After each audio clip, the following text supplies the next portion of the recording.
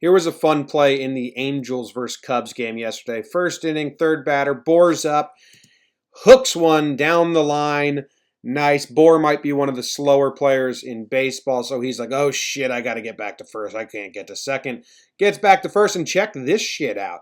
The ball hits his foot and ricochets. Should be a strategy. More guys should try to do that. Just the old karate chop kick.